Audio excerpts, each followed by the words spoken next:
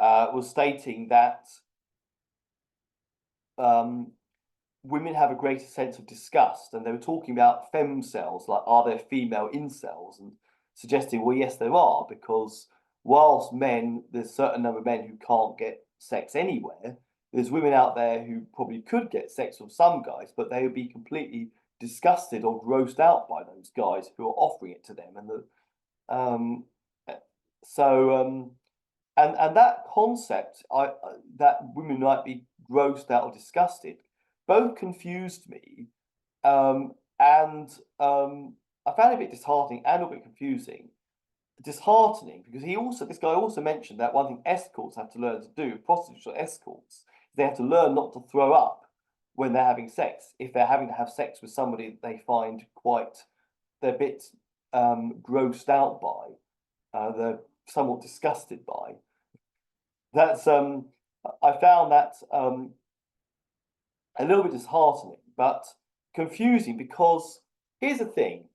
I would understand, and I'd feel the same way. I would not want to have sex or do anything sexual with a woman who was massively overweight. I'm not saying someone who's bigger, larger framed or a little bit on the heavy side, but someone who's massively overweight and unhealthy looking, who's clearly dishevelled, not presenting themselves in a very unhygienic and all that kind of stuff. I wouldn't want to get physical with that kind of woman, and so I totally understand that any woman wouldn't feel comfortable physically being around a man like that, a man who was completely who wasn't in really bad physical condition and was dishevelled and completely utterly out of shape and saggy skin and unkempt beards and little bits of food caught up in their beards and bad hygiene and all that kind of stuff. I can imagine they wouldn't want that. They could find that pretty disgusting. But I find it hard to imagine that a woman would find a man who is physically, he's like myself. I mean, I'm not anything special, but I'm healthy looking. I present myself. I dress quite well. I present myself quite well. So someone like myself, I can't. But maybe socially, they might see me as weaker, lower status, and all that. I don't know how they could be when it comes to something sexual. How they could be grossed out by somebody who's just like lower status, lower value, a bit weak, a bit wimpy. I'm not saying I am those things, but that's the thing. Because when you're doing sex, when you're having sex or doing something sexual with somebody, what that individual does, what their social status, their charisma, their ability to, their ability to make you laugh and all that has no bearing on how good they are, how the physical act is going to feel. So it seems bizarre that you would choose. So this all seems a bit bizarre to me. And very ironic, as I say, for women who can be very inclusive socially, but very exclusive sexually. And many women out there, when I talk to them about this situation, they may be rooting for me. They ask me, have you met anyone yet? They're really rooting. They're rooting for you to find someone. They really want to find someone. They tell someone will be very lucky to have you, but yet they don't want to actually be your girlfriend or do something sexually with you. Or maybe they would be willing to, but it's very difficult to ask them that question because it's the sort of thing I'd feel you could get a slap for if you were to, if they felt that you were using them as a sex object. So this is my hypothesis, and my questions around it. How feasible would it be to get a matchmaker, and that this could be just someone who's who knows the right kind of individuals to find you something sexual, a matchmaker to go around, who's either got friends or contacts of some sort, who are into maybe alternative lifestyles of some sort. They're into polygamy, open relationships, all that sort of thing. And that matchmaker to say, hey, I've got this guy here. He doesn't have much sexual experience. He's really struggling on the dating scene. He's a bit autistic. He's got a few problems. He's really nice. He's really polite. Really friendly. All that sort of thing. Be very respectful. But he would just like to have a little bit of help. Just someone who's willing to meet up with him for something sexual every so often. How feasible would it be to find a matchmaker who'd be willing to do that, and for that matchmaker to find you appropriate women who would say, "Yeah, I'll give them a go," and maybe they'll give me have a quick Zoom call first of all, just to check that they're comfortable enough with me, that they're not just to ease them into it, and then if we're both comfortable with each other, then we meet up at my place or their place or outside somewhere, and we start touching each other up and do whatever we're both comfortable doing. And if it works out well, we do it in maybe another month's time, that sort of thing. How feasible would that scenario be? And as I say, I totally appreciate that there would be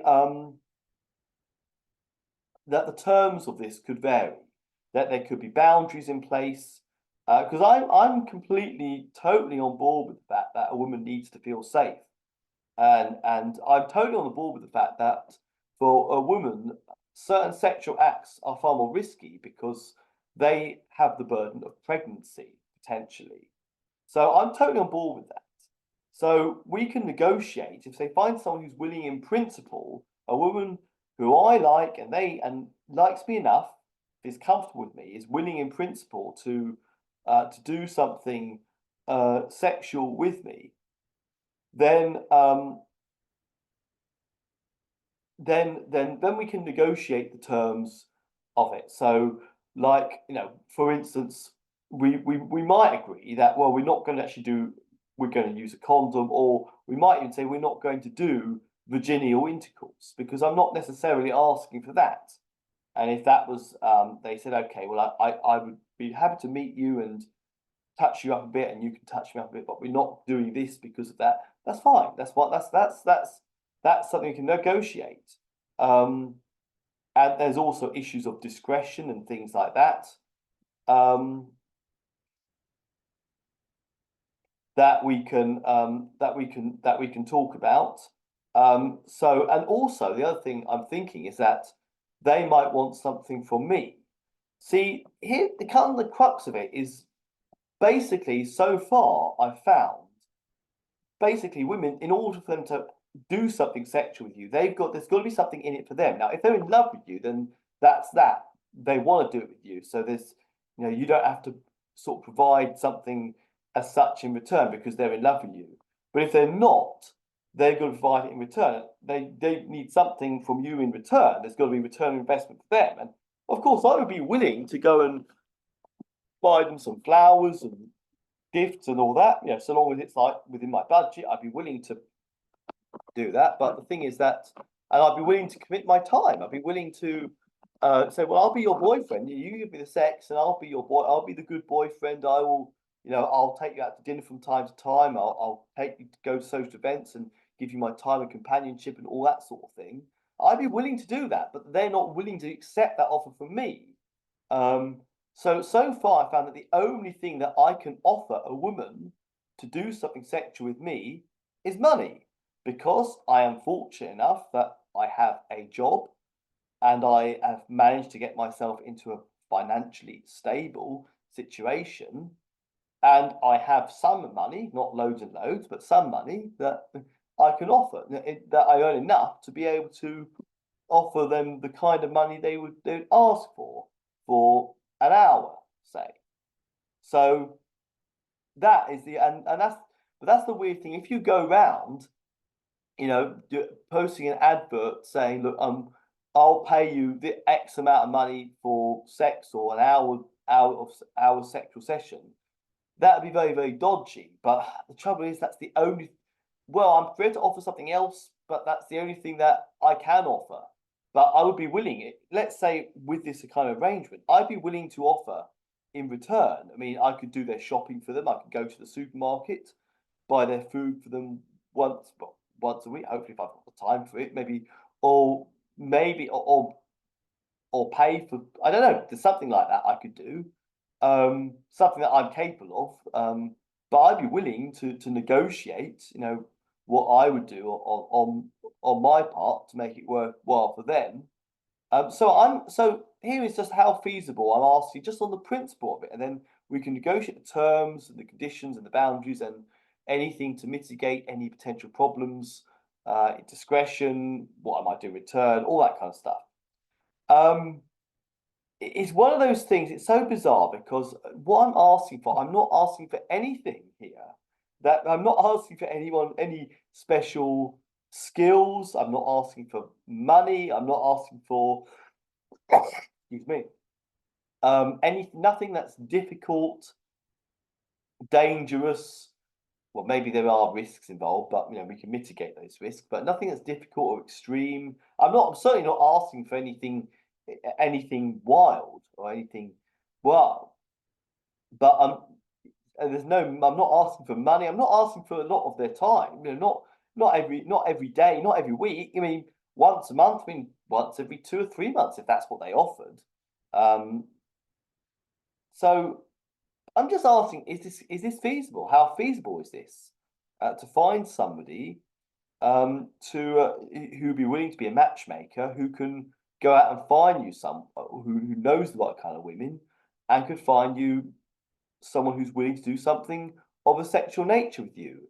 The details, the terms and conditions, they're up for negotiation. That is my taboo hypothesis. I'd be really interested to know your comments. Be interested to get some female perspective on this.